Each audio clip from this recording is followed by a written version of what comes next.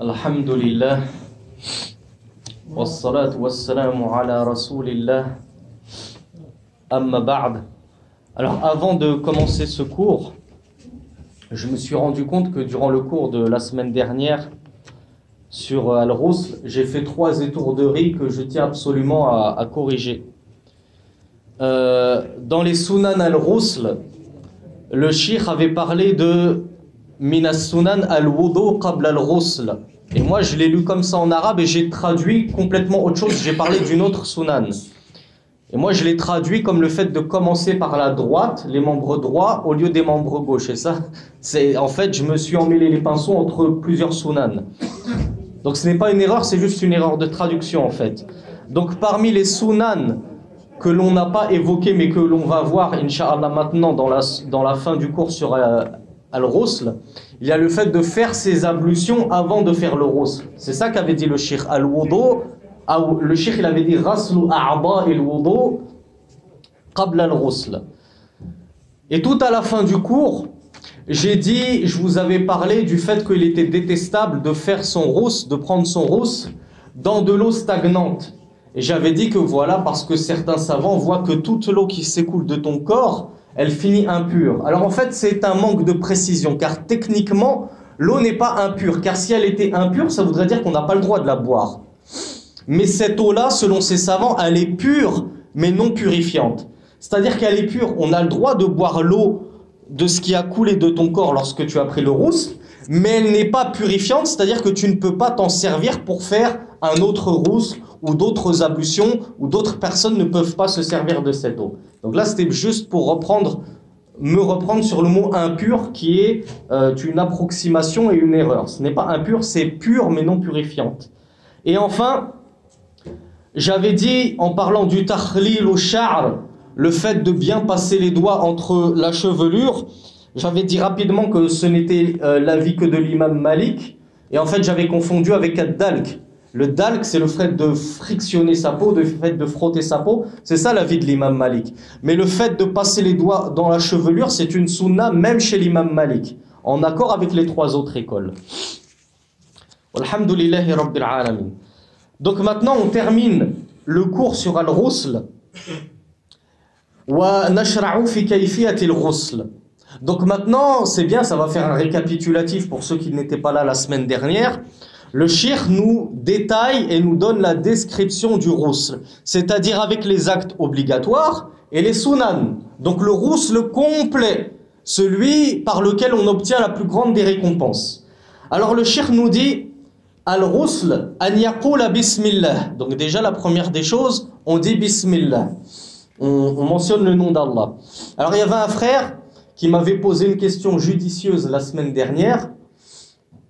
Je ne sais pas si c'est exactement sa question, mais en tout cas c'est une question que bon nombre de personnes se posent. Est-ce que j'ai le droit de faire la tasmiya, de dire bismillah lorsque je suis aux toilettes dans la salle de bain? Alors les savants, ils ont divergé. Il y en a qui ont dit c'est makruh. La plupart des savants disent c'est makruh, c'est-à-dire que c'est pas interdit, c'est pas haram, c'est détestable. Si on peut éviter et le dire juste avant de rentrer dans les toilettes et d'ouvrir la porte de la salle de bain, on le fait juste avant, parce que de toute façon, juste après avoir franchi la porte, on va faire ses ablutions directement. Donc c'est pas comme si on avait dit bismillah un long laps de temps avant de commencer ses ablutions et son Rusl. Et il y a d'autres savants qui ont dit, quand bien même c'est vrai qu'il est détestable d'évoquer Allah tabaraka wa ta'ala dans ce genre d'endroit insalubre, impur, mais comme la tasmiya, le fait de dire bismillah, selon ces savants, c'est obligatoire, ils disent, eh bien, l'obligatoire prend le dessus, et malgré qu'on se trouve dans une salle de bain, par exemple, on doit quand même dire bismillah, même à voix haute. Il y a des savants qui le disent, tu le dis dans ton cœur. Par exemple, il a été rapporté de l'imam Ahmed, rahimahullah, il a dit, si tu éternues alors que tu es en train de faire tes besoins, que tu es aux toilettes, tu dis alhamdulillah dans ton cœur. Tu ne mentionnes pas Allah alors que tu es en train d'accomplir tes besoins. Donc ça, c'était juste une petite parenthèse par rapport à la question du frère. Donc là, le cheikh nous dit, on commence par Bismillah. On dit Bismillah. Nawiyan raf'al hadathil akbari bikhtisalihi. En mettant la niya, comme on l'a vu la semaine dernière, d'enlever la plus grande des impuretés, l'impureté majeure, qui est le janaba. ثم يغسل كفيه ثلاثا. Ensuite, il lave ses mains à 3 reprises. ثم يستنجي فيغسل ما بفرجيه وما حولهما من أذى ثم يتوضأ وضوءه الأصغر. Ensuite, comme on l'avait vu, il se nettoie les parties intimes, devant et derrière. C'est ça la sunna, c'est de commencer par s'essuyer les parties intimes et toutes les autres parties qui auraient été polluées par l'acte charnel. Et ensuite, une fois qu'on s'est rincé les parties intimes, qu'on s'est lavé les parties intimes, là on fait son wudu. Un wudu classique. Et ça c'est sunna. On peut commencer directement en prenant son roussel. Le fait de se verser de l'eau sur la tête à 3 reprises. Là on est en train de parler du roussel parfait, complet avec toutes les sunan. Donc pour avoir un roussel parfait et complet, on commence d'abord en faisant ses ablutions. Mais le cheikh nous dit ثم يتوضأ وضوءه الأصغر إلا رجليه فإن له أن يغسلهما مع وضوئه وله أن يؤخرهما إلى الفراغ من غسله أو غسله. له في لغة الفقهاء يعني يباح له يجوز له. C'est ça que ça veut dire له أن يفعل كذا, c'est-à-dire يباح. Ça veut pas dire له, ça ne veut pas dire عليه. عليه ça veut dire يجب عليه. Donc le cheikh nous dit ensuite, il fait ses ablutions, sauf le lavage de ses pieds. Il a le choix, soit il les lave avec ses ablutions, donc il fait ses ablutions jusqu'à se laver les pieds, soit il fait ses ablutions jusqu'au dernier moment, il ne se lave pas les pieds, et il les lavera lorsqu'il prendra son rousse. Et ces deux façons de faire ont été rapportées du messager d'Allah, sallallahu alayhi wa sallam. Tantôt il faisait ses ablutions de A à Z et ensuite il prenait son roussel. Tantôt il faisait ses ablutions à 90%, il ne lavait pas ses pieds et il gardait le lavage des pieds pour l'incorporer avec le roussel, le grand lavage. Donc le cheikh nous dit après les ablutions ثم يغمس كفيه في الماء فيخلل بهما أصول شعر رأسه. Donc ensuite il plonge ses deux mains dans le récipient, dans l'eau. Et il va, comme on l'a dit, il va irriguer son cuir chevelu. Ça, c'est la sunna. On passe bien les mains à l'intérieur des racines des cheveux pour être sûr qu'on a bien touché le cuir chevelu et le crâne. Et comme on l'avait évoqué, les femmes qui ont par exemple des nattes, des tresses, le messager d'Allah, sallallahu alayhi wa sallam, leur a donné une rukhsa, une facilité, parce que c'est très très dur pour elles d'atteindre le cuir chevelu. Et c'est pareil, on a dit pour certains de nos frères africains qui ont des cheveux très, comment on appelle ça, très crépus, surtout lorsqu'ils se les laissent pousser très très longtemps, c'est très difficile pour eux d'atteindre le cuir chevelu. Ils ont cette rukhsa. La yukallifullahu nafsan illa wus'aha. Allah ne charge aucune âme de ce qu'elle ne peut supporter.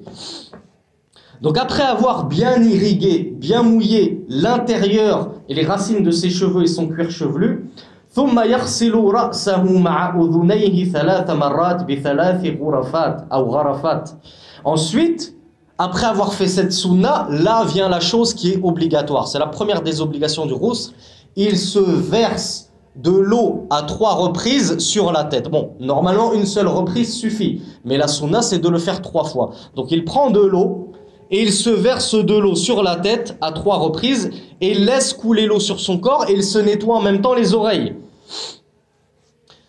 ثم يفيض الماء على شقه الأيمن يغسله بذلك من أعلاه إلى أسفله ثم الأيسر. Après s'être versé de l'eau sur la tête à 3 reprises, il va laver tout son corps. Et on a dit la sunna, on commence par toute la partie droite du haut du corps jusqu'au bas du corps. C'est pas je me lave la partie droite de mon torse, ensuite j'attaque la partie gauche de mon torse, ensuite j'attaque la partie droite du ventre, ensuite la partie gauche du ventre, ensuite non, on fait toute la partie droite du corps. C'est ça la sunna, c'est pas obligatoire, c'est la sunna. Tu laves toute la partie droite de ton corps des pieds à la tête, puis tu t'attaques à la partie gauche, tu laves toute la partie gauche de ton corps, de la tête aux pieds. كذلك متتبعا أثناء الغسل الأماكن الخفية كالسرة وتحت الإبطين والركبتين ونحوهما. Et ça c'est une chose très importante à laquelle il faut faire attention. On l'a dit la semaine dernière, il faut absolument que l'eau ait touché tout ton corps. De la même manière, de la même manière, si vous vous souvenez, dans les cours sur Al-Wudu, on avait expliqué que l'eau doit toucher tout ton corps. Donc ceux qui ont une bague, ils doivent la déplacer, voire l'enlever. Les femmes qui ont du vernis, elles doivent l'enlever. Il faut absolument que l'eau touche tout ton corps. C'est pareil dans le roussel. Dans le roussel, dans le lavage majeur, le lavage rituel, les ablutions majeures, l'eau doit toucher tout ton corps. Donc ça veut dire que l'eau doit même pénétrer dans ton nombril. Et en général, le nombril, c'est une partie difficilement accessible pour l'eau. C'est difficile en se versant de l'eau directement sur la tête qu'elle rentre bien dans le nombril. C'est pour ça qu'on dit là, dans les parties un petit peu difficiles d'accès pour l'eau naturellement, il faut faire un effort. Il faut avec ses doigts bien faire pénétrer l'eau à l'intérieur. C'est pareil pour les aisselles, c'est pareil pour le dessous des bras, c'est pareil pour le derrière des genoux. Et toutes les parties difficiles d'accès, on fait bien attention que l'eau ait touché toutes ces parties-là du corps. Rien ne doit être omis des parties du corps. Wadhalika, et la preuve de cette description du ghusl, on le tient du hadith de Aïcha radiyallahu anha qui nous a dit كان رسول الله صلى الله عليه وعلى آله وسلم إذا أراد أن يغتسل من الجنابة بدأ فغسل يديه قبل أن يدخلهما في الإناء ثم غسل فرجه ويتوضأ وضوءه للصلاة ثم يشرب شعره الماء ثم يحثي رأسه 3 حثيات ثم يفيض الماء على سائر جسده.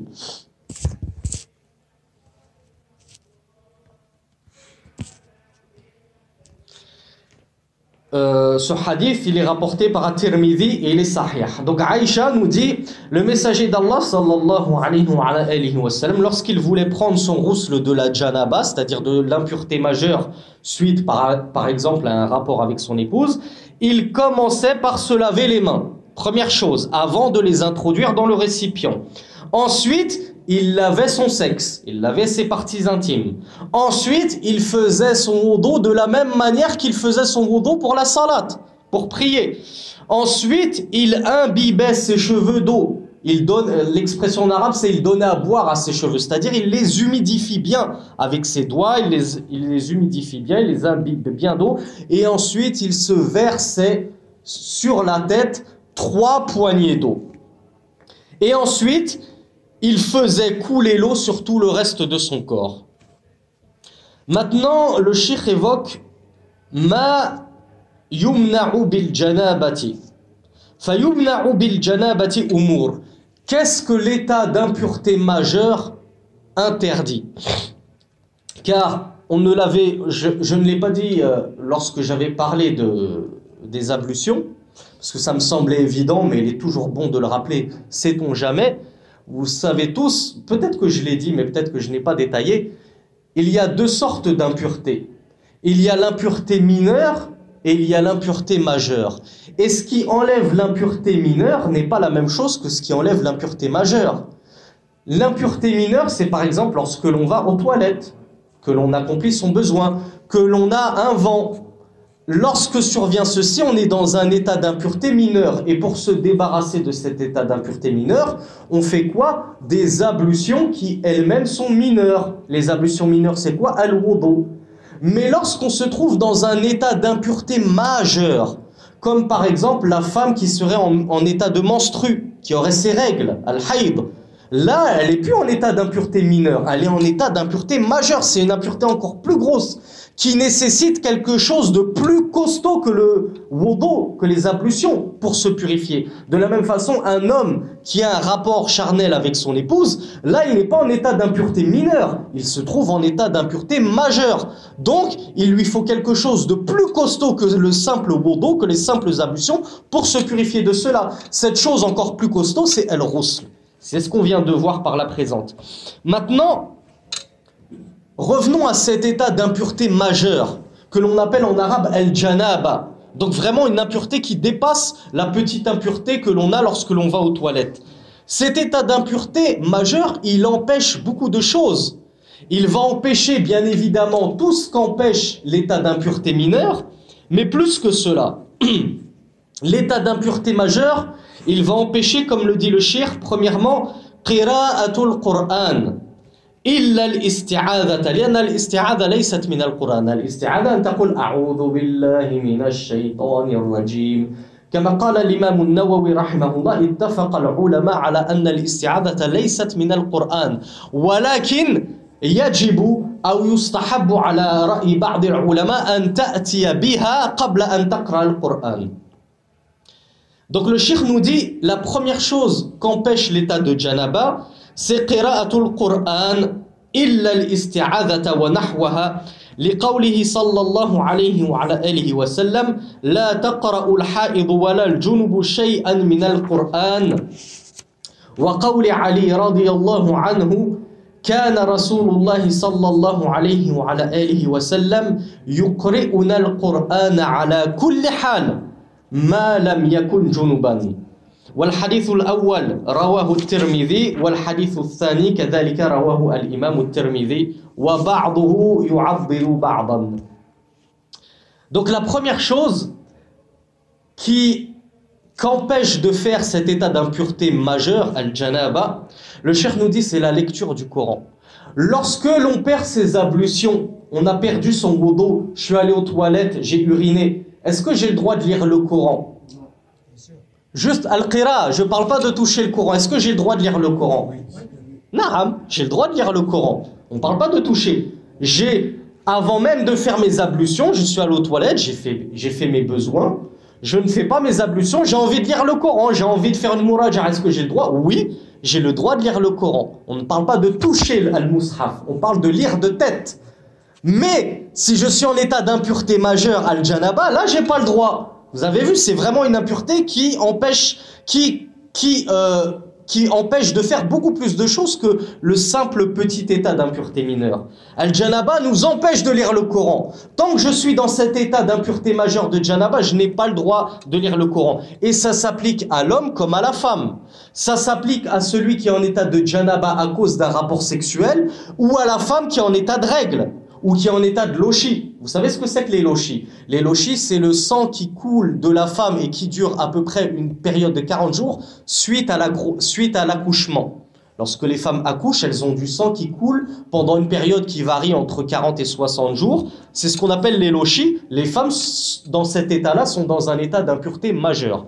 Donc elles n'ont pas le droit de lire le Coran. Pourquoi est-ce qu'on l'on dit ça? Car il y a deux hadiths qui ont été rapportés dans At-Tirmidhi et qui se soutiennent les uns les autres, parce que certains savants ont parlé sur le premier hadith en disant qu'il a une laïn, il a une petite faiblesse, mais le deuxième hadith rapporté par Ali le confirme et le soutient. Le prophète sallallahu alayhi wa sallam a dit la femme en état de menstru, al-ha'id, et la personne, homme ou femme, qui est en état de janaba, impureté majeure, n'a pas le droit de lire le Coran, ne peut pas lire le Coran. Et Ali Ibn Abi Talib radiyallahu anhu nous dit le messager d'Allah sallallahu alayhi wa sallam avait l'habitude de nous faire lire, de nous apprendre, de nous faire réciter Al-Qur'an dans toutes les situations, dans tous ces états, ma lam yakun junuban, tant qu'il n'était pas en impureté majeure. Dès qu'il se trouvait dans cet état d'impureté majeure, il ne nous faisait plus lire le Coran et lui-même ne le lisait plus. Quelle est la deuxième chose qu'empêche l'état de janaba? Lorsque je vais aux toilettes, j'accomplis mes besoins et que j'ai pas envie de refaire tout de suite mes wudu parce que c'est pas encore l'heure du Aïcha, mais j'ai envie de rentrer à la mosquée pour écouter le dars, est-ce que j'ai le droit de rentrer à la mosquée sans avoir refait mes ablutions? Je suis en état d'impureté mineure, j'ai perdu mes ablutions, est-ce que j'ai le droit de m'asseoir à la mosquée et d'écouter le dars? Naam. Mais lorsque je suis dans un état d'impureté majeure, al-janaba, al-haïd, là je n'ai plus le droit. Vous voyez, c'est vraiment un état qui empêche beaucoup plus de choses. Donc le cheikh nous dit la deuxième chose qu'empêche spécifiquement la janaba, c'est dukhulul masajid. إلا المرور بها للمضطر إليه لقول الله تبارك وتعالى ولا جنبا إلا عابري سبيل. Donc le cheikh nous dit la deuxième chose qu'empêche la janaba ou l'état d'impureté majeure, c'est on va dire, de pénétrer dans les mosquées de manière générale, sauf si c'est pour une nécessité que tu la traverses de part en d'autre. Car Allah, tabaraka wa ta'ala, dans le verset, en parlant de l'état de Janaba, al-Junub, il nous dit, vous ne pouvez pas accomplir la prière, ni même rester dans les mosquées, illa abiri sabil, sauf celui qui traverse le chemin. Admettons que la mosquée, elle occupe tout le chemin. Il n'y a pas d'autre échappatoire, il n'y a pas d'autre issue, il n'y a pas d'autre voie pour traverser la rue de part en part, si ce n'est en traversant la mosquée. Si tu es en état de janaba, d'impureté majeure, tu as le droit de traverser la mosquée pour te rendre d'un point A à un point B et qu'il n'y a pas d'autre chemin. Mais t'asseoir à la mosquée volontairement pour lire du Coran, pour écouter un dars, pour quoi que ce soit, tu n'as pas le droit de t'asseoir à la mosquée si tu es en état d'impureté majeure. Les hommes comme les femmes. Une femme qui a ses règles, elle ne peut pas venir à la khutbah pour écouter l'imam, quand bien même elle ne prierait pas.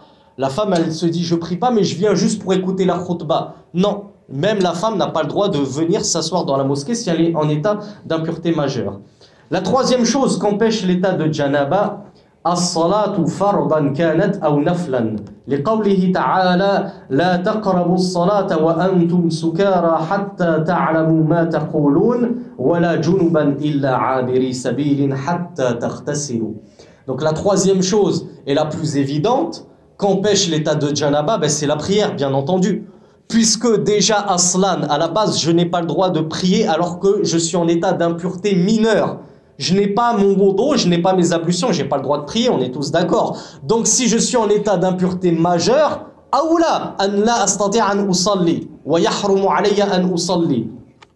Donc lorsque je suis en état d'impureté majeure, homme comme femme, pour quelque raison que ce soit suite à un rapport charnel, suite à des menstrues, suite à une éjaculation, etc., tout ce qu'on avait vu la semaine dernière, je ne peux pas prier. La prière obligatoire est même une prière surérogatoire. Ne vous dites pas c'est juste une nafila, c'est une prière surérogatoire, je vais au moins faire mon shaf'a et mon witr. Une femme qui raisonnerait ainsi, je ne peux pas faire mes 5 prières, mais au moins je vais faire mon shaf'a et mon witr. Non. Il est interdit de glorifier Allah, d'adorer Allah, de prier Allah dans un état d'impureté majeure. Et si vous vous souvenez de ce qu'on a dit hier, et on l'a déjà expliqué à plusieurs reprises, cet acte-là, le fait de prier dans un état d'impureté majeure, wa ashbahu bis saharati, wa ashbahu bi sun'ati saharati. ولا نتشبه لا بالكفار ولا بالمشركين ولا بأهل الكتاب ولا بالسحرة وهم الملحدون. Le fait de prier en état d'impureté majeure, c'est une particularité des sorciers. Les shayatines, pour exaucer leurs vœux, exaucer leurs demandes, d'accord, je vais séparer le mari de sa femme, mais à condition que tu te prosternes devant moi, à condition que tu urines sur un feuillet du Coran, ou à condition que tu fasses une prière en état d'impureté majeure. Pour Zama, humilier Allah, humilier l'islam, humilier la religion, pour causer du tort, alors qu'en fait, ils ne se causent du tort qu'à eux-mêmes, et ils ne s'humilient que eux-mêmes. Mais ça, c'est vraiment une pratique des sorciers. Le fait de faire la prière dans un état d'impureté majeure. Et nous, si le messager d'Allah, sallallahu alayhi wa sallam, nous a condamné et interdit de ressembler aux gens du livre, de ressembler aux mécréants, de ressembler aux polythéistes, on est bien entendu de la même façon prédisposés à ne pas ressembler aux sorciers, puisque les sorciers sont des mécréants, comme on l'a déjà expliqué. Ils sont obligés d'embrasser la mécréance pour pouvoir pratiquer la sorcellerie. Donc on ne le répétera jamais assez, mes chers frères, parce que je vois que la majorité d'entre vous êtes d'origine maghrébine et africaine, et ça a beaucoup lieu dans vos pays. Beaucoup lieu dans vos pays. On va voir Sidi Foulan, je ne sais pas comment vous l'appelez, je ne sais pas si vous l'appelez Al-Fqih, où il y a un autre nom spécial, j'ai oublié, un marabout. Bon, nous en français on dit un marabout, mais je crois que les Maghrébins ou les Africains ont un nom spécial pour les appeler, et c'est un nom qui est élogieux. Ça c'est les Aouliya, moi je parle des sorciers. Oui, bien sûr, ce sont des charlatans. Mais ceux qui les consultent pensent que ce sont des gens pieux. Certaines personnes pensent que ce sont des gens pieux. Certaines personnes les voient avec la barbe, les voient avec le qamis. Parfois, ils font semblant de venir prier avec nous à la mosquée, alors qu'ils sont en état d'impureté. Et ils font des talismans, etc., etc. Il y a beaucoup de gens de notre Ummah parmi les musulmans qui se laissent berner par ces gens-là. Et Inch'Allah, quand on fera des cours, bi'idhnillah, si je suis toujours là dans cette mosquée, de aqidah un peu plus poussée, on parlera de la partie sur les talismans, sur la sorcellerie et toutes ces choses-là. on ferme la parenthèse, la dernière chose qu'empêche l'état d'impureté majeure al-janaba, massul mushafil karim walau bi'oudin wa nahwihi liqawli Allah tabaraka wa ta'ala innahu laqur'anun karim fi kitabin maknoun la yamassuhu illa al-mutahharun wa liqawli rasulillahi sallallahu alayhi wa ala alihi wa sallam la tamassa al-qur'ana illa wa anta tahir. La quatrième chose qu'empêche l'état d'impureté majeure al-janaba, c'est le fait de toucher le mushaf. Ne convient pas de prendre un Coran dans les mains. Le shir nous dit walaou bi'oudin, c'est-à-dire même avec un bâton. Il y a des ulama comme l'imam al-Shafi'i qui te disent même le fait de le porter dans un sac, tu ne peux pas si tu es en état d'impureté. Taqdisan li kalamillahi tabaraka wa ta'ala, pour honorer et sanctifier la parole d'Allah, car le Coran ce n'est rien d'autre que kalamullah, la parole d'Allah tabaraka wa ta'ala. Donc la plupart des ulama voient qu'il est interdit de toucher le Coran en état d'impureté majeure. Et ceci en vertu, entre autres, il y a beaucoup d'adillah là-dessus, le shir nous cite les versets, il est certes un Coran anobli, noble, une noble révélation. Vous vous souvenez, dans une khutbah, on expliquait ce que veut dire le mot Coran. Coran, ça veut dire récitation. Il est certes une récitation noble. Dans un livre maknoun, on va dire renfermé, protégé. La yamassuhu illa al-mutahharun, ne le touche que les purifiés. Alors les savants ont divergé sur ta'wil hadhihi al-aya. اختلف العلماء في تأويل هذه الآية. بعض العلماء وهم قلة يرون أن مسح القرآن وأنت على حدث، يعني أنت في تحتاج إلى الوضوء لا إلى الغسل، الحدث فقط، لست جنوبا ولكن أنت في حدث، في حالة الحدث فتحتاج إلى الوضوء. بعض العلماء يرى أنك تقدر وتستطيع أن تمس القرآن، ويجوز أن تمس القرآن ولو لم تتوضأ بعد، لأنهم قالوا لا يمسه إلا المطهرون. من هم المطهرون؟ هم الذين طهرهم الله، إذن هم الملائكة الذين لا يعصون الله ما أمرهم ويفعلون ما يؤمرون. أما نحن البشر نحن المتطهرون، لسنا مطهرين. Vous voyez la grande différence? Bon, enfin, vous voyez, il n'y a que les arabophones qui peuvent comprendre cette différence, et encore, même certains arabophones n'arrivent pas à déceler la subtilité de cela. Les savants ont divergé sur celui qui est en état d'impureté mineure. Là, on ne parle plus de l'impureté majeure, al-janaba, on parle de l'impureté mineure. Je suis allé aux toilettes, j'ai uriné, j'ai pas encore fait mes ablutions, est-ce que j'ai le droit de toucher le Coran? La majorité des savants te dit tu n'as pas le droit de toucher le Coran. Pourquoi? Parce que Allah nous dit il ne le touche que les purifiés. Et j'ai oublié de traduire, le prophète sallallahu alayhi wa sallam lui-même a dit dans un hadith, ne touche pas le Coran à moins que tu ne sois tahir, à moins que tu ne sois pur. Donc voilà pourquoi la majorité des savants voient qu'on ne peut pas toucher al-mushaf, c'est-à-dire le Coran sous forme de manuscrit, si ce n'est en état de purification. Et il y a une minorité de savants qui ont dit que tant que tu n'es pas en état de janaba, que tu as juste perdu tes ablutions, que tu as juste besoin d'un wudu et non d'un ghusl, tu peux toucher éventuellement le Coran. Pourquoi? Parce qu'ils ont dit ce verset-là ne nous concerne pas nous les humains. Quand Allah dit ne le touche que al-mutahharun, les purifiés, il sous-entend les anges. Car ce sont les anges qui ont été purifiés de toute souillure, de toute possibilité de désobéir à Allah. Comme on l'a dit dans le cours dernier, hier, les anges, ils sont ma'soumoun. On l'a pas dit, c'est vrai. Les anges sont ma'soumoun. Ils sont, comment on appelle ça ma'soum en français? Ils sont hein? Non, non. Ma'soum, c'est un genre de exempté de tout péché. Ils sont infaillibles, voilà. Ma'soum, c'est-à-dire qu'ils sont infaillibles. Ils ne peuvent pas faillir. Ils ne peuvent pas faillir, c'est-à-dire ils ne peuvent pas glisser, ils ne peuvent pas tomber dans le péché. Les anges ne pêchent jamais. Allah les a créés comme ça, ce sont des serviteurs qui adorent Allah du matin au soir. Jamais ils ne commettent de péché. C'est pour ça que eux ils sont mutahharun. Ils ont été purifiés du péché, mais nous, on n'est pas mutahharun. Nous, on est mutatahhirun. Nahnu natatahharu. Nous, on est des gens qui nous purifions. On se purifie comment? Par le wudu, par les ablutions, par al-ghusl, les grandes ablutions. Mais lorsque l'on ne se purifie pas, on est souillé, on est dans des états de non-purification, on n'est pas pur, on est dans des états qui ont besoin de purification. Voilà pourquoi ces ulama ont dit ce verset-là ne nous concerne pas, il concerne les anges. Donc quand Allah dit ne le touche que les purifiés, c'est les anges. Donc nous, on peut toucher le Coran. Mais ça, je le rappelle, c'est l'avis d'un certain petit nombre de savants. Et bien sûr, il est plus prudent et il est plus respectueux pour Allah de prendre l'habitude de ne pas toucher le Coran, à moins d'être en état de purification.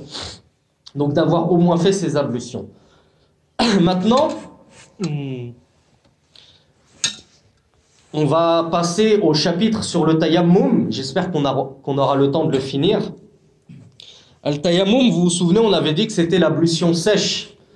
C'est le fait de recourir à la terre et tout ce qui ressemble à la terre en cas de pénurie d'eau ou bien en cas d'impossibilité et d'incapacité d'utiliser l'eau. Alors le cheikh nous dit al-maddatul ula fi mashru'iyatihi wa liman yushra'u lahu. Donc de quoi tient-on la prescription du tayammum, des ablutions sèches?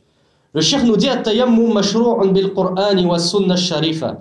قال الله تبارك وتعالى وإن كنتم مرضى أو على سفر أو جاء أحد منكم من الغائط أو لامستم النساء فلم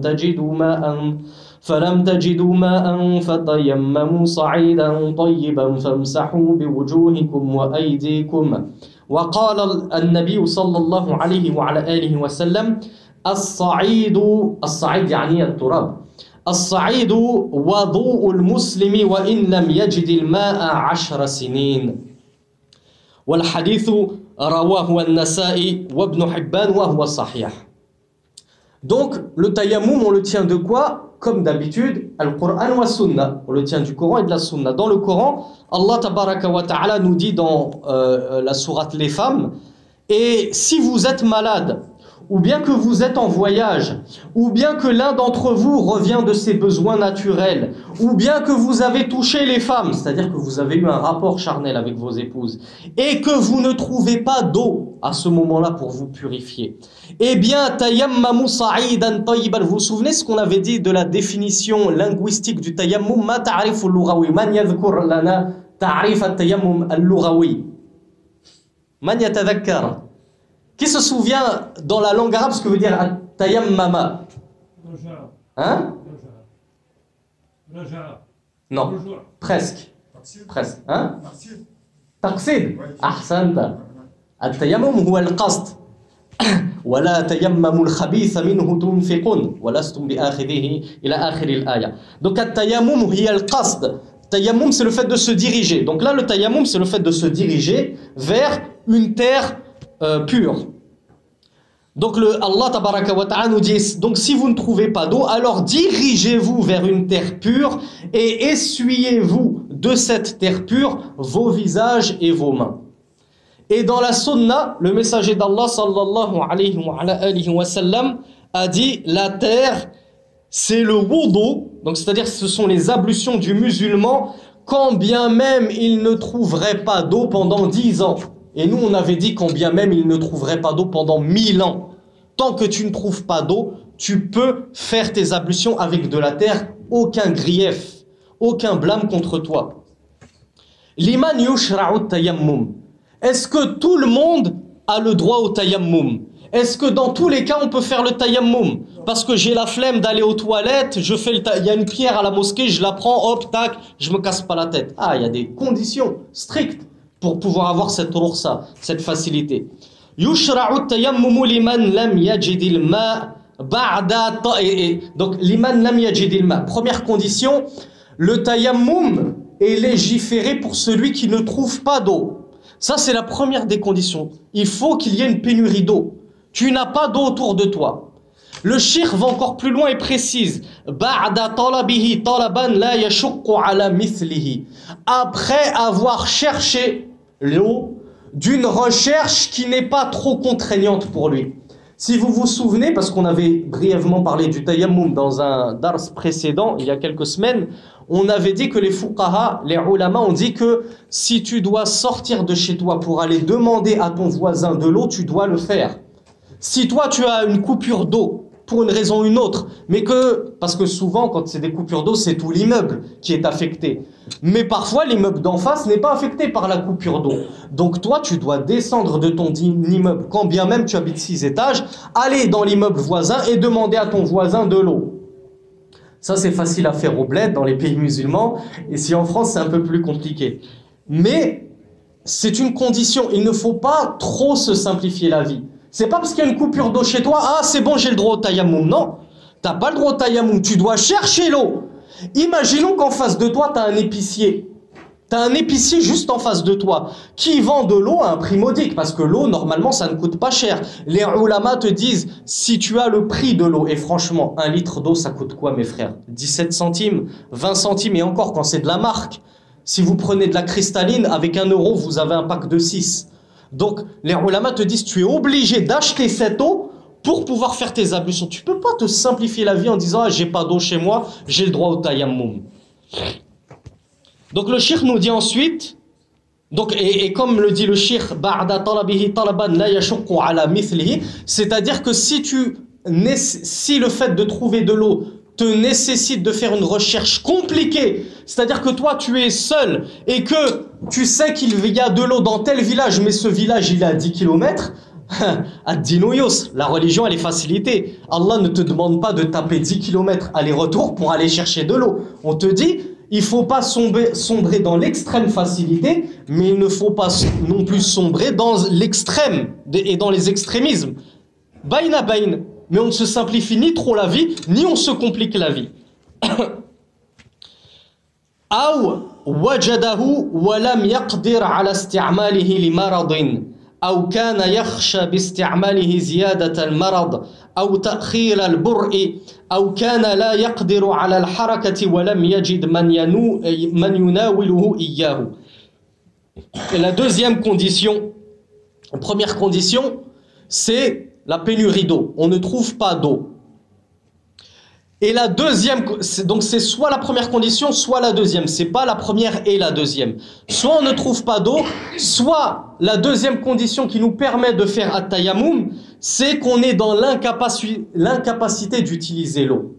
On a de l'eau chez nous, mais on est dans l'incapacité de l'utiliser. Pour quelle raison? Il y a tout un tas de raisons. Par exemple, pour une maladie. Vous vous souvenez du hadith qu'on avait évoqué il y a quelques doros de cela, du sahabi qui était en état de janaba, d'impureté majeure, et on lui avait fendu le crâne. Son crâne était fendu. Et il avait demandé aux compagnons du messager d'Allah, est-ce que j'ai le droit de faire le tayammum? Est-ce que vous me donnez la rukhsa, la facilité de procéder au tayammum et de ne pas prendre mon rousse parce que j'ai un trou dans la tête?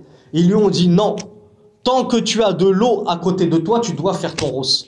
Et il a fait son rousse, il les a écoutés, il en est mort. Et lorsque cela est remonté aux oreilles du messager d'Allah, sallallahu alayhi wa sallam, il a tenu des propos extrêmement durs qu'il n'avait jamais tenus auparavant. Il leur a dit, qataluhu qatalahumullah. Ils l'ont tué, qu'Allah les tue. Ama sa'alu idha lam ya'lamu. Pourquoi ne demandent-ils pas s'ils ne savent pas? Innama shifa'ul 'ayyi as-su'al. Le remède et la guérison de l'ignorance, c'est la question. Vous ne savez pas? Posez la question. Ne faites pas des fatwas par vous-même. N'inventez pas des choses qui n'existent pas dans la religion. Donc, si j'ai de l'eau, mais que je suis dans l'incapacité de l'utiliser parce que je suis malade, mon médecin m'a dit que j'ai une plaie énorme. Si tu fais tes ablutions à cause de l'application de l'eau 5 fois par jour sur ta plaie, tu ne vas jamais guérir. En fait, il y a plusieurs cas de figure. Soit tu ne vas pas guérir. Donc tu as le droit de faire le tayammum si ton médecin te dit l'utilisation de l'eau va aboutir au fait que tu ne guériras pas. Soit, deuxième cas de figure, il va te dire tu vas guérir, mais ça va retarder ta guérison. Alors là, tu as le droit au tayammum. Si le médecin te dit normalement ça prend 1 semaine pour guérir, mais si tu fais tes ablutions pendant 1 semaine, ça va te prendre 1 mois, 2 mois, 3 mois. Là, tu as le droit au tayammum si ça retarde ta guérison. Voire pire, si le médecin te dit ça va aggraver ta maladie, ça va aggraver ton cas. Il te dit, là, tu as une petite plaie, mais si tu mets de l'eau dessus, là, tu auras une grosse plaie. Donc, dans ce cas-là, dans ces 3 cas de figure, soit parce que ça aggrave ta maladie, soit parce que ça va retarder ta guérison, soit parce que ça va empêcher ta guérison, et pire encore, soit parce que le médecin te dit tu vas mourir, comme c'est arrivé à ce sahabi, radiallahu anhu, qui est mort juste à cause de l'utilisation de l'eau, alors là, tu as le droit de procéder au tayammum, aux ablutions sèches avec de la terre. Et le cheikh nous évoque un dernier cas de figure qui autorise à tayammum.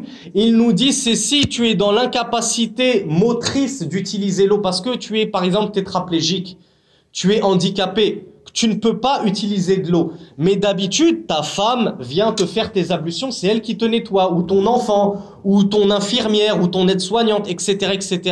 Si un beau jour, il n'y a plus personne autour de toi, que c'est l'heure de la prière va bientôt sortir, il faut que tu fasses tes ablutions, il n'y a personne pour t'ablutionner, parce que toi, tu es impossible de bouger, tu n'es pas capable de faire ces ablutions, tu as du mal à bouger. Le cheikh nous dit, là, tu as le droit de faire at-tayammum, tu as le droit de recourir aux ablutions sèches. وأما من وجد قليلا من الماء لا يكفيه لطهره كله فإنه يتوضأ به في بعض أعضائه ثم يتيمم لما بقي لقوله تعالى فاتقوا الله ما استطعتم.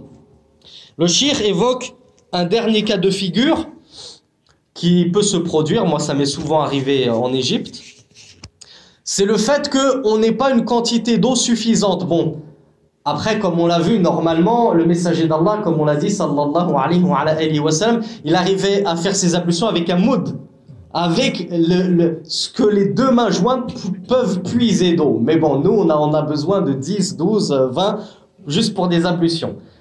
Là n'est pas le propos. Le cheikh nous dit, admettons que tu aies commencé à faire tes ablutions avec une bouteille d'eau. Tu avais une demi-bouteille d'eau, un tiers de bouteille d'eau. Tu pensais que ça allait te suffire. Arrivé au moment du lavage des pieds, tu n'as plus d'eau dans la bouteille. Et c'était la seule eau que tu avais dans la maison. Tu n'as plus du tout d'eau. Et tu sais que tu es dans le désert, etc., etc. Tu peux pas aller chez l'épicier acheter de l'eau. Tu peux pas aller toquer chez le voisin. Tu es coincé.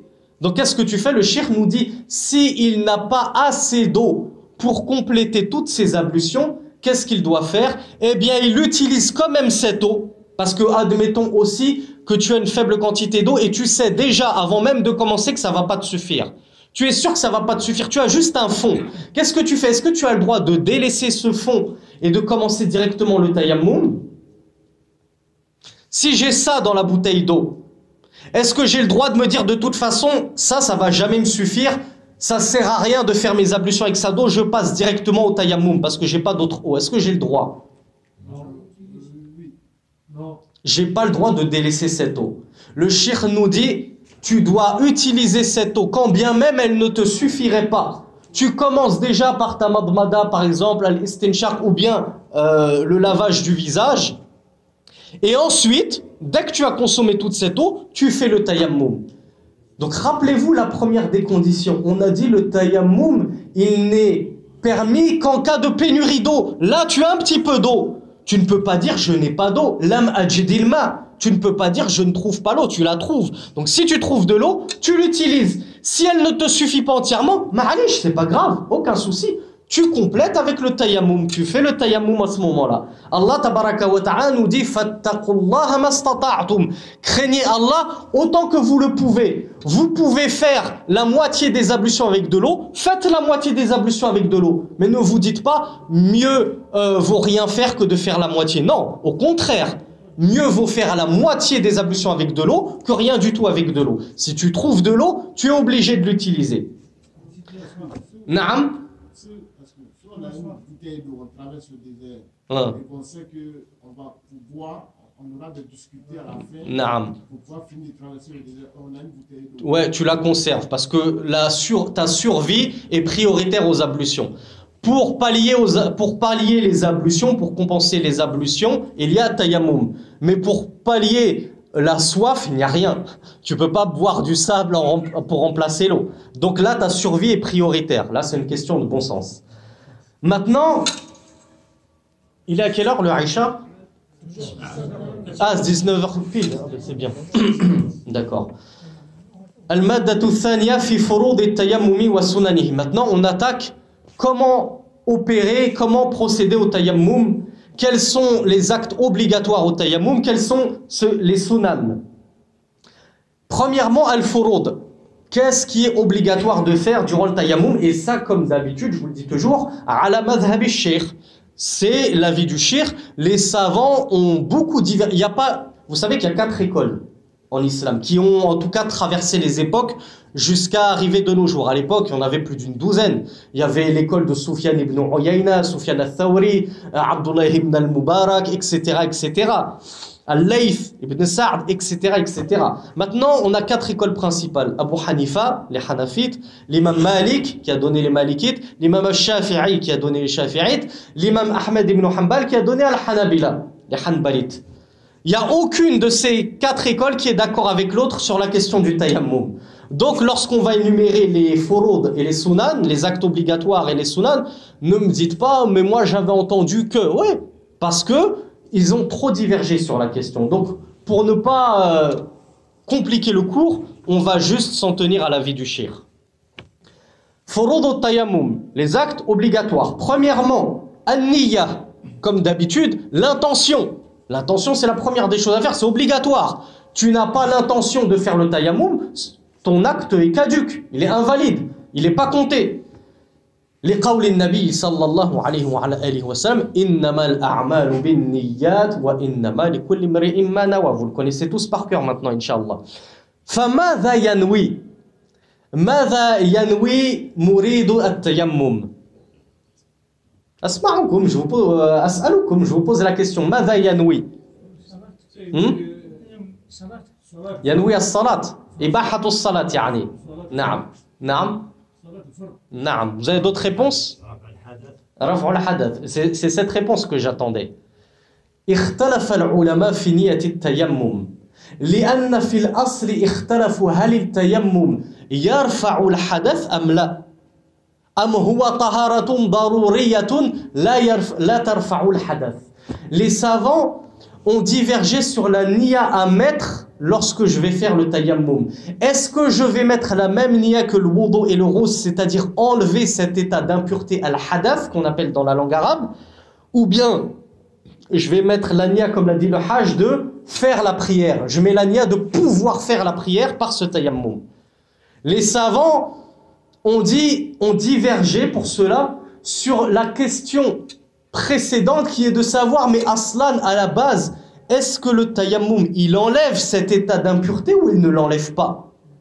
Et vous savez que enfin vous ne le savez sûrement pas, la majorité des savants voient que le tayammum n'enlève pas l'état d'impureté. Pourquoi? Parce que, en fait, c'est une mas'ala qui a tout à la fin du cours, mais vu que je suis lancé sur ma lancée, je vais vous la mentionner maintenant et vous l'expliquer maintenant. Admettons que je suis en prière. Suite à un tayammum, j'ai fait mes ablutions sèches, avec une pierre, avec du sable, avec du turab. Je suis en prière. Et il y a ma femme qui vient, qui rapporte les courses avec des bouteilles d'eau. Est-ce que ma prière se coupe immédiatement et mon tayammum saute, mes ablutions, ma purification saute, ou ça ne saute pas? Ikhtalafa al-ulama. Les ulama ont divergé. Et là, quand je vous dis ikhtalafa, c'est 50-50. Donc c'est très dur de se prononcer et d'avoir un avis, nous, en tant que petits étudiants. On n'a pas atteint le niveau d'ijtihad mutlaq pour se prononcer de nous-mêmes. La moitié des savants vont dire, quand bien même tu seras en pleine prière, quand bien même tu serais dans le dernier tashahhud, si tu as de l'eau qui passe devant toi et que tu as accès à cette eau, tes ablutions, elles sautent, ton tayammum, il saute automatiquement. Et donc ta prière aussi, elle saute automatiquement. Ça ne sert à rien de poursuivre, même s'il te restait que le salam. Tu t'arrêtes, tu prends cette eau, tu fais tes ablutions et tu recommences ta prière. Ça, c'est une partie des savants qui voient ça. Et il y a une autre partie qui dit non, si tu es en pleine prière, tu ne t'arrêtes pas. Ta prière, elle est bonne. Et qui plus est, si tu viens de finir ta prière, ta femme rapporte de l'eau, ta prière, elle est bonne. Mais si tu allais faire la prière, tu allais commencer, et ta femme rentre et elle t'apporte de l'eau, c'est bon chérie, j'ai des bouteilles d'eau, les savants, là, ils sont tous d'accord, ils te disent, tu ne peux pas commencer ta prière. Pourquoi? Parce que ton tayammum, il a sauté à partir du moment où tu as vu l'eau. et que cette eau, elle est à toi, tu peux en disposer. C'est pas l'eau du voisin qui te dit tu n'y touches pas. نعم نوى الصلاة ولكن لم يشرع في الصلاة لم يشرع في الصلاة. يعني هو في وسط الصلاة. في وسط الصلاة اختلف العلماء. اختلف العلماء في وسط الصلاة في أثناء الصلاة اختلف العلماء هل تبطل صلاتك أم لا. فالبعض يقول تبطل الصلاة بمجرد رؤية الماء والبعض الآخر يقول لا تبطل صلاتك استمر في صلاتك ولا تبطلوا أعمالكم. Donc je récapitule. Les savants, à la base, ils ont divergé. Est-ce que le tayammum, les ablutions sèches, elles enlèvent cet état d'impureté? Ou bien c'est juste une rukhsa, c'est juste une facilité qui t'autorise à prier. J'ai le droit de prier, mais ça ne veut pas dire que je suis pur. Donc les savants qui voient que cet état, que le tayammum, il enlève al-hadath, il enlève l'impureté. C'était l'avis, il me semble, d'Abu Hanifa et c'était l'avis d'Ibn Taymiyyah. Et bien ces savants-là te disent, puisque ton tayammum, il enlève l'état d'impureté, tu peux prier et même si tu vois de l'eau, tu continues, puisque tu es en état de pureté. Et la majorité des savants disent non, le tayammum n'enlève pas ton état d'impureté. C'est juste, il t'autorise, il te donne la permission de prier. Mais à partir du moment où tu vois avoir de l'eau, ben tu vas te retrouver tout de suite en état d'impureté, tu devras faire tes ablutions. Donc on en revient à la niya.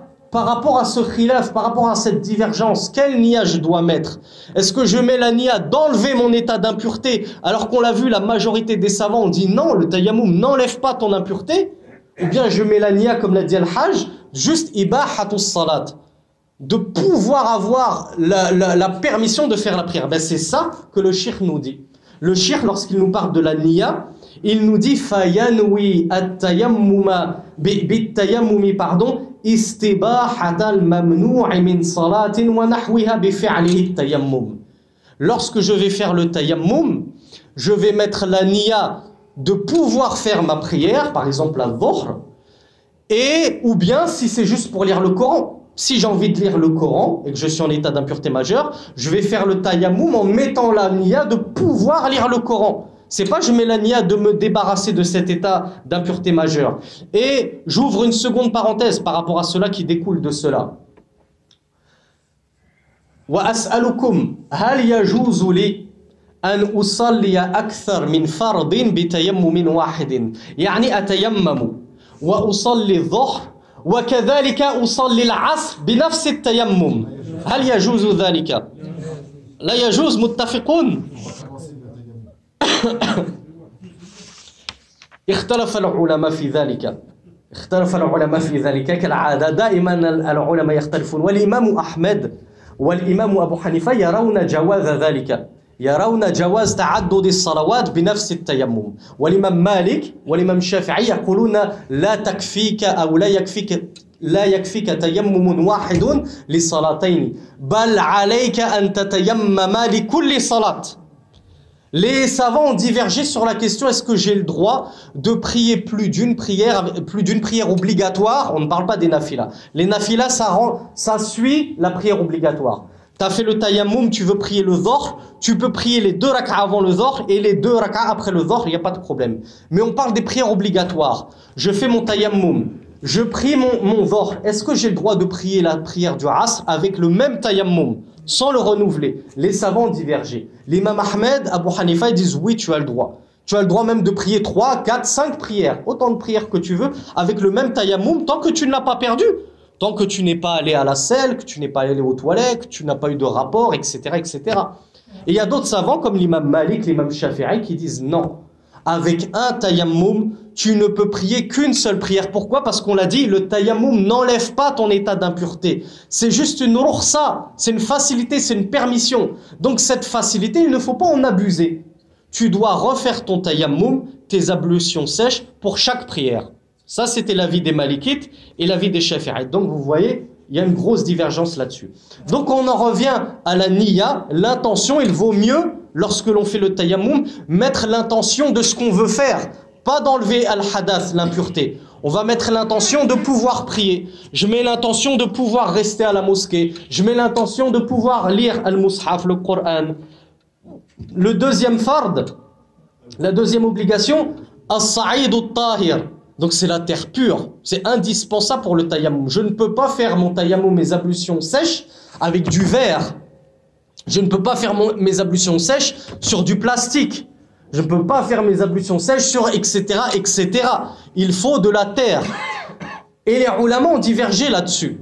L'imam Malik est allé un peu plus loin. Il a dit le sable, les pierres, c'est comme si c'était de la terre. Parce qu'à la base, le sable, c'est de la terre. Les pierres, c'est de la terre. Pour lui, tout ça, c'est bon. Il y a d'autres savants comme l'imam Ahmed qui disent non, les pierres, ça ne passe pas. Le sable, ça ne passe pas. Sauf si lorsque tu tapes sur tes mains, il y a de la poussière. Lorsque tu tapes ses mains sur le sable, lorsque tu tapes tes mains sur de la pierre, il y a de la poussière, là c'est autorisé. Mais s'il n'y a pas de poussière, tu n'as pas le droit. Donc le mieux c'est d'utiliser de la terre. C'est pour ça que quand vous voyez dans les mosquées des pierres, eh bien les savants ne sont pas tous d'accord pour dire que cette pierre-là, vous avez le droit de faire le tayammum dessus. Les savants qui disent que cette pierre, si lorsque tu la tapes, il n'y a même pas un peu de poussière, ton tayammum ne vaut rien. Donc c'est pour ça qu'il vaut mieux se diriger, comme Allah et son messager l'ont dit, vers une terre pure. Et comme on l'avait dit durant un cours, une terre impure, vous savez qu'un chat a uriné à cet endroit-là, vous n'allez pas faire le tayammum sur cet endroit-là. Donc vous vous dirigez vers une terre pure. Et si vous ignorez si la terre est pure ou non, al-aslu al-ibaha. La base, c'est que la terre est pure et il est autorisé de faire ses ablutions avec. La troisième... Est-ce qu'on prend le mushaf avec le tayammum? Oui, si tu as mis la niya, إذا نويت قراءة المصحف ومسح المصحف بالتيمم يجوز لكل ما يجوز بالغسل. التيمم يجيز كل ما يجيزه الغسل ولكن بالنية إنما الأعمال بالنيات. La troisième obligation, donc la première la niya, la deuxième la terre pure, la troisième obligation du tayammum ad-darbatul oula. لأن في التيمم ضربتان وإنما الضربة الثانية سنة والضربة الأولى هي الفرض وهي وضع اليدين على التراب. Donc la troisième obligation du tayammum, c'est le tapotement. Ad-darba, c'est le fait de frapper la terre une fois. Une fois, c'est obligatoire. Le fait de la frapper une deuxième fois, et on va voir pourquoi on la frappe une deuxième fois, c'est seulement sunna. Donc au moins frapper la terre une fois, ça c'est obligatoire. La quatrième obligation du tayammum, mashul wajhi wal kaffayni, liqawlihi ta'ala famsahu biwujuhikum wa aydikum. Et la quatrième et dernière obligation, c'est le fait d'essuyer son visage et ses mains. Et là, on ne dit pas les mains jusqu'au mirfaq, on ne dit pas les mains jusqu'au coude. Là, on parle de l'obligation. Selon le cheikh, il y a des savants, je crois que c'était Abu Hanifa, qui voyaient que l'obligation, c'est jusqu'au coude. Il y a des savants qui disent non, l'obligation, c'est juste tout le visage et les mains jusqu'au poignet. Et si tu fais jusqu'au coude, c'est la sunna. Mais ce n'est pas l'obligatoire. Jusqu'au coude, c'est la sunna. Donc, justement, on en vient au sunan. Quels sont les sunan, les actes surérogatoires et méritoire du tayammum? Eh bien, selon l'avis du cheikh, la première des sunnas, c'est at-tasmiya, le fait de mentionner le nom d'Allah. On en a longuement parlé dans les ablutions, dans le rous. On a dit qu'il y avait des savants qui voyaient que c'était obligatoire de dire Bismillah. Donc, on prend l'habitude de toujours dire Bismillah. Selon le cheikh, dire Bismillah, c'est juste sunnah.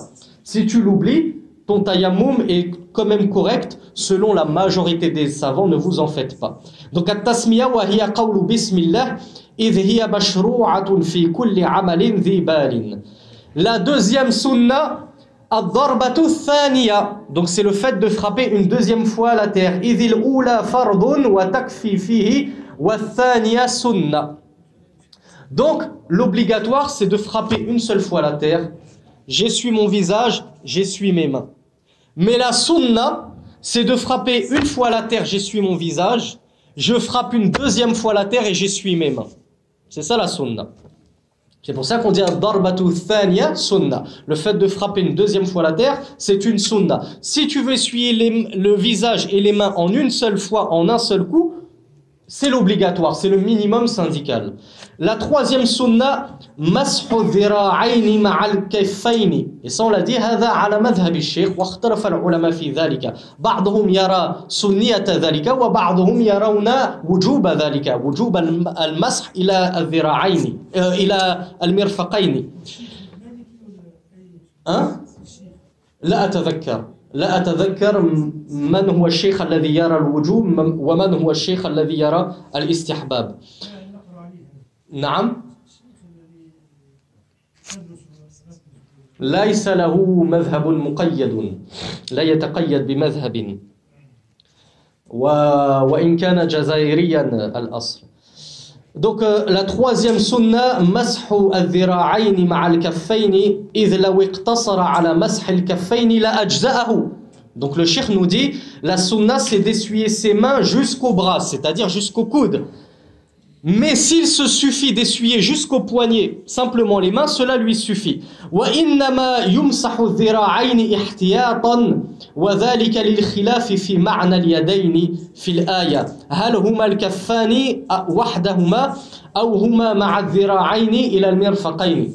Le cheikh nous dit, il est donc plus prudent lorsque l'on fait le tayammum de s'essuyer jusqu'au coude en vertu du khilaf, en vertu de la divergence. Certains savants ont compris le verset d'Allah tabaraka wa ta'ala et essuyez vos visages et vos mains. Les mains dans la langue arabe, ça veut tantôt dire la paume de la main, tantôt ça veut dire jusqu'au bras. C'est pour ça que les savants ont aussi divergé dans la prière. Lorsque l'on dit le messager d'Allah sallallahu alayhi wa sallam posait sa main droite sur la main gauche. Il y a des savants qui vont dire on a le droit de poser sa main droite sur le bras gauche. Pourquoi le bras? Parce que dans la langue arabe, ils ont utilisé al-yad. Mais al-yad, qad tutlaqu ala dhira'. Donc dans la langue arabe, la main, ça peut aussi vouloir dire le bras. Donc voilà pourquoi dans ce verset du tayammum, il y a des savants qui ont dit Allah a dit d'essuyer nos mains, mais les mains, ça veut dire le bras dans notre langue. Donc ils ont compris qu'il faut tout essuyer. Il y en a d'autres qui ont dit non, le main, ça s'arrête au poignet. On se contente d'essuyer jusqu'au poignet. Donc nous, Inch'Allah, comme à notre habitude, on va suivre l'avis le plus prudent. On fait la basmala, on dit bismillah, on fait un premier tapotement, on essuie le visage, on fait un deuxième tapotement, on essuie les mains devant et derrière la main, la paume et le dessus de la main, pas juste ça. On essuie aussi entre les doigts, on va le voir dans la description si on a le temps, et on essuie jusque tout le bras, jusque au coude. Al-maddatu thalitha fima yanqudu at-tayammum wa ma yubahu bihi. أولاً ما ينقض التيمم ينقض التيمم شيئان. Qu'est-ce que le tayammum? Qu'est-ce qui annule le tayammum? ماذا ينقض التيمم؟ كل ما ينقض الوضوء إذ هو بدل عنه. هذا أولاً. وثانياً وجود الماء لمن عدمه قبل أن يدخل في الصلاة أو أثناءها. أما إذا فرغ من صلاة فقد صحت صلاته ولا إعادة عليه إن وجد الماء لقول النبي صلى الله عليه وعلى آله وسلم لا تصلوا في يوم مرتين. وكما قلنا هذا رأي الشيخ ورأي الحنفية ورأي الحنبلة. أما المالكية والشافعية قالوا تبطل الصلاة بوجود الماء. Donc, qu'est-ce qui annule ton tayammum? Le cheikh nous dit il y a deux choses qui annulent le tayammum. La première chose qui annule le tayammum, c'est tout ce qui annule tes ablutions. Tout ce qui annule les ablutions, ça va annuler le tayammum. Est-ce que je peux me permettre de vous demander le récapitulatif de tout ce qui annule les ablutions, ou c'est trop compliqué? Il y a 7 choses. Alors j'écoute. Les toilettes, bon, on va dire l'accomplissement des besoins. Donc, al-khariju min as-sabilayni, en langue arabe poétique, on va dire al-khariju min as-sabilayni. Le vent s'est incorporé dedans. Quoi d'autre? Le rapport sexuel. Le rapport sexuel, on l'a mis dans la janaba, ça. Lui, il implique la janaba. Deuxième chose. Al-nawm al-thaqil, muttaji'an. Hein? Quand tu sors de l'islam. Ouais, al-ridda. نعم غسل الميت على رأي بعض العلماء لأن البعض يقولون يستحب الوضوء لا يجب. مس الذكر, le fait de toucher son sexe. مس المرأة, le fait de toucher une femme. Bon, après il y a quelques divergences, hein. Il y en a qui disent bishahwa. Ensuite المرأة إذا تمسها نعم نعم مس بشرة المرأة ببشرتك نعم الكف نعم تمس الكف نعم الكف المرأة الكف جميع بدنها جميع بشرتها ولو شعرها لو مسست شعرها لانقضت وضوءك عند الإمام الشافعي مثلا. دي فوا قول السلام على المرأة تمد يدها تبركت. نعم selon l'imam الشافعي عند الإمام الشافعي ينقض وضوءك بمجرد لمسها ينقض وضوءك الامرأة تحطها الغطاء هذا لا ينقض لا نتكلم مس البشرة مس بشرتك بشرتها هذا ينقض بحائل لا ينقض إذا مست القفازين مثلا لا ينقض الوضوء.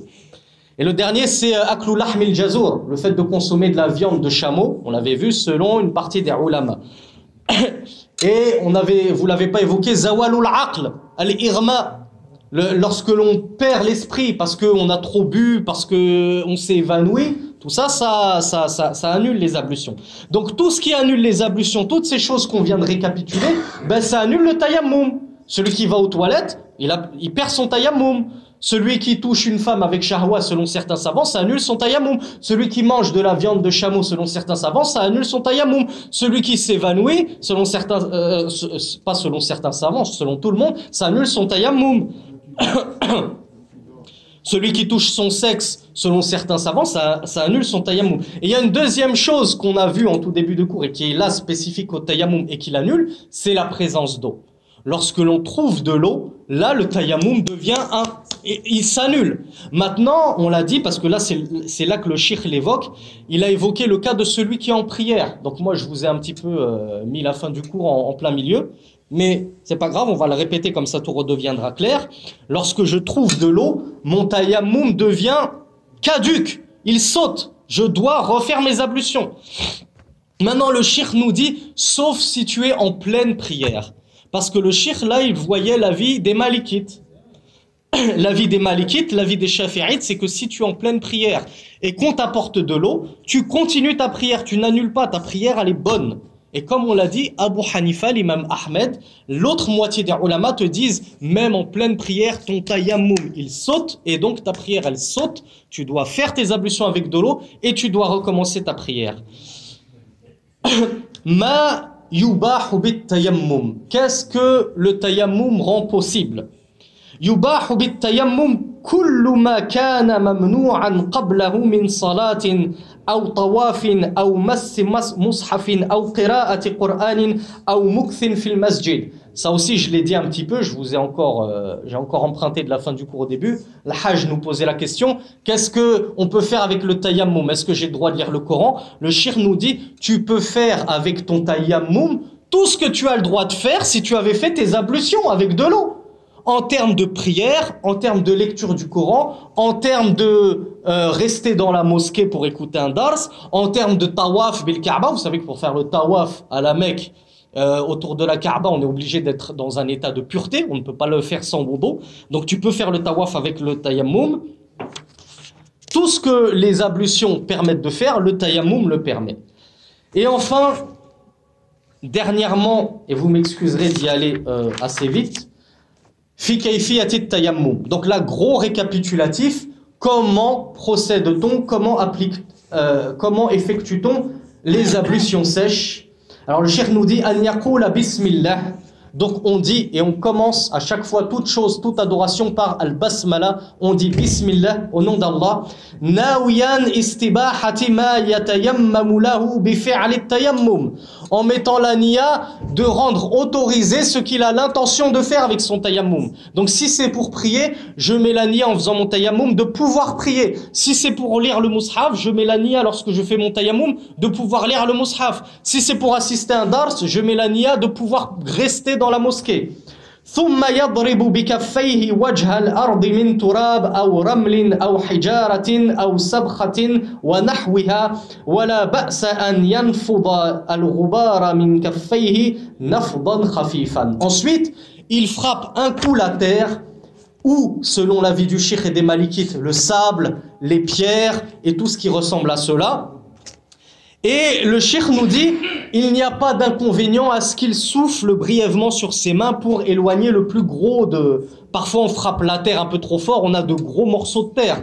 Donc là le cheikh nous dit, il n'y a pas de souci d'épousseter un peu ses mains en soufflant dessus brièvement. Mais il ne faut pas non plus enlever toute la terre. Sinon il n'y a plus aucun intérêt de frapper la terre si c'est pour les essuyer, les passer sous l'eau avec le savon. Non, le but du jeu c'est qu'il reste quand même de la terre, on est d'accord. Donc pas de souci. On peut épousseter un tout petit peu les gros morceaux, on garde quand même de la poussière sur les mains.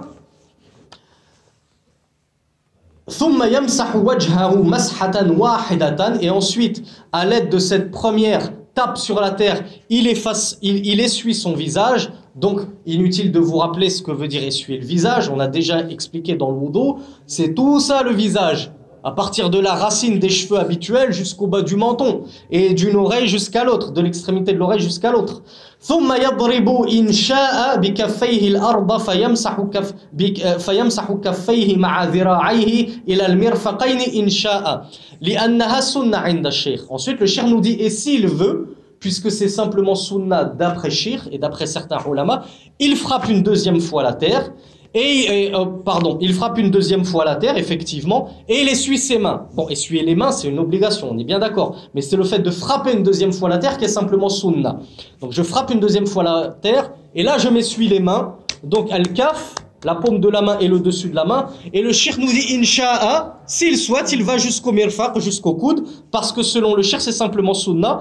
Nous, on a vu que on va le faire quand même. Par précaution, on va essuyer jusqu'au kaf, khurujan min al-khilaf, pour sortir de la divergence et être sûr que notre tayammum il est correct. Ensuite, le cheikh nous dit wa in iqtasara ala al-kaffayn ajza'ahu.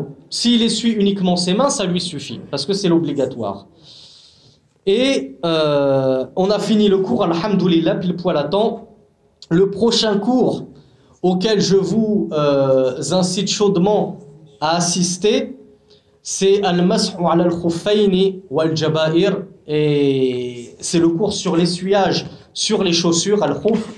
Et il y a beaucoup d'incompréhension sur le sujet, beaucoup d'ignorance sur le sujet. Est-ce que j'ai le droit d'essuyer sur des chaussettes en coton? Est-ce que ma femme elle a le droit d'essuyer sur ses bas? Est-ce que j'ai le droit d'essuyer sur un plâtre? C'est un sujet très important dans le fiqh, donc je vous conseille à tous, incha'Allah, d'y assister. In kana lana fil umri baqiya, si Allah nous prête vie jusque-là. Alhamdulillahi rabbil alamin, wassalatu wassalamu ala nabiyyina Muhammadin, wa barakallahu fikum, wa ila al-liqa'i al-usbu' al-qadim insha'Allah.